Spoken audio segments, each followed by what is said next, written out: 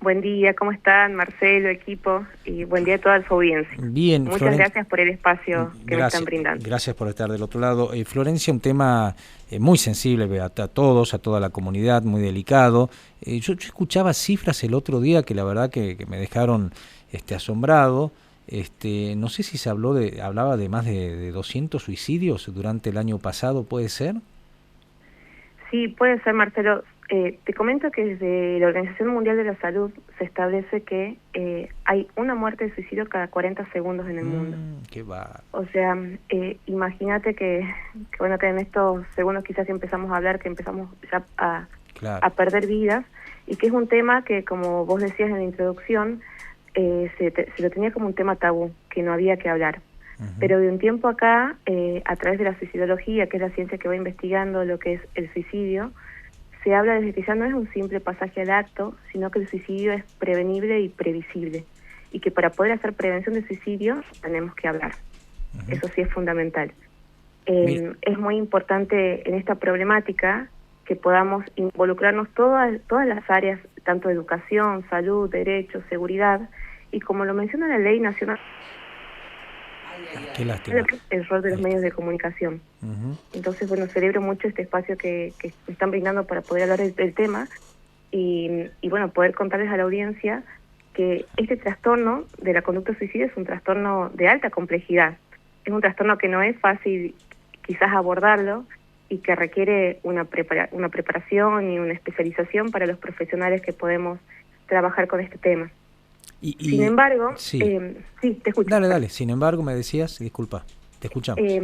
No solo los profesionales podemos hacer prevención, sino también la comunidad en general. Este mensaje me parece importante, sí, que todos como vecinos, como compañeros, amigos o familiares de una persona que está sufriendo, podemos escucharla, podemos acompañarla y podemos, bueno, con la información necesaria, poder acompañarlos a los centros asistenciales a que reciba la atención necesaria. ¿Y cuáles son los síntomas o algunas señales que uno tiene que tener en cuenta, ¿no? De algún familiar, de algún amigo, cuando tiene, Sí, no sé, una tendencia, un pensamiento suicida, para poder ayudarlo, ¿no? Para poder prevenir. Sí. Mira, nosotros hablamos dentro de la suicidología que hay ciertos factores de riesgo que tenemos que tenerlos en cuenta porque cuando una persona tiene estos factores de riesgo, 3 o más, se dice que puede estar en riesgo, no solo del suicidio, sino de otras problemáticas de la salud mental.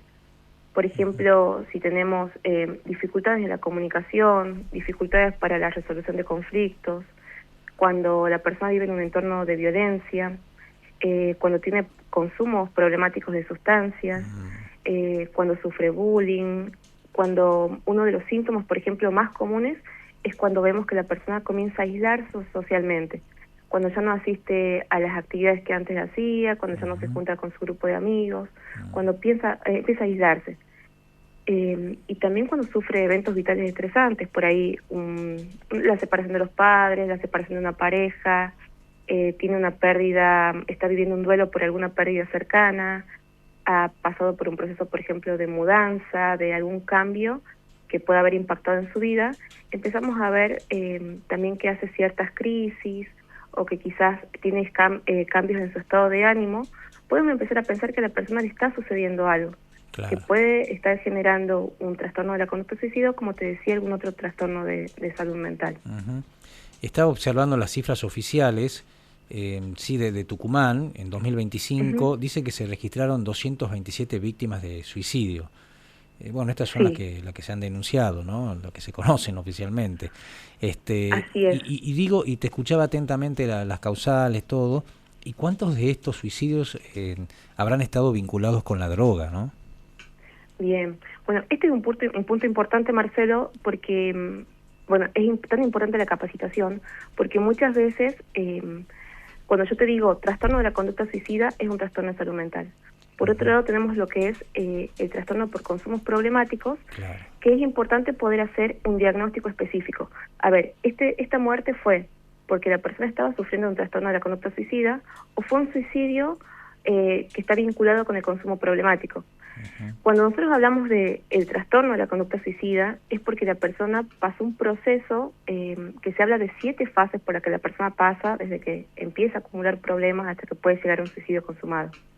Y por otro lado, este trastorno que está establecido en los manuales de diagnóstico psiquiátricos, se dice que no tiene que mediar con el consumo de sustancias. ¿A qué se refiere? Que cuando la muerte es de una persona que estaba consumiendo sustancias, no era un trastorno de la conducta suicida en sí, sino fue un suicidio por este consumo. Entonces, es muy importante que los profesionales de la salud mental puedan hacer un diagnóstico diferencial y saber cuándo es un trastorno de la conducta suicida y por otro lado cuándo es un consumo problemático, porque los abordajes son diferentes. Bien, Florencia, y cuando uno detecta una persona en este tipo de situación, hay que brindarle contención, obviamente, tratar de dialogar mucho, pero principalmente hay que consultar a los profesionales. Así es, Marcelo. ¿Y a dónde hay que dirigirse? ¿A dónde puede dirigirse Bien. uno? Bueno, en nuestra provincia tenemos guardias psicológicas en Hospital Padilla, en el Hospital Centro de Salud, en el Hospital Avellaneda. En el caso que la persona que esté sufriendo este trastorno sea un niño, en el Hospital de Niño Jesús. Pero también te comento que a nivel provincial tenemos otras herramientas a las que podemos acudir y que es importante que la población las conozca, como es la línea 135. Perfecto. Es una línea telefónica que es de urgencia en salud mental y en prevención del suicidio, que es más orientada para los casos de crisis o de urgencia. Esta línea funciona las 24 horas y los 365 días del año y la atienden psicólogos capacitados en urgencias. O sea que esta línea es de utilidad para cuando hay casos de situaciones de crisis emocionales, cuando hay una ideación suicida o un riesgo suicida. Y también se hace una orientación y una contención para familiares y allegados, porque quizás estamos viendo una persona de nuestra familia, algún allegado que está con esta idea de muerte, o nos está dando un mensaje de que no quiere vivir más. Entonces también como familiares o allegados podemos llamar a esta línea y recibir orientación de los psicólogos. Florencia, la última consulta de estas víctimas, ¿la mayoría son adolescentes? La mayoría son adolescentes. La edad etaria más comprometida es entre los 24 y los 35 años. Entonces, entre los 14 y los 35 años.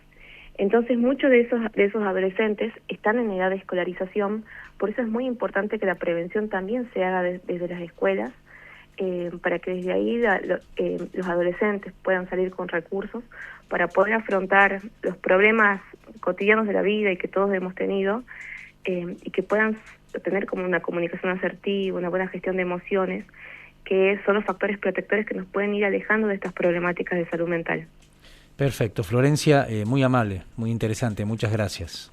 Muchas gracias por el espacio, Marcelo. Un abrazo, hasta luego. La palabra de Florencia Romero, es preventora comunitaria en trastorno suicida. Reitero, 2 cifras. La primera, estas cifras son oficiales, 227 víctimas de suicidio se registraron en Tucumán durante el año 2025. Y ya sabés, si observás una conducta sospechosa, si te está dando señales alguna persona sobre esta situación, podés llamar a la línea 135, es gratuita, es confidencial y está disponible 24 horas en todo el país.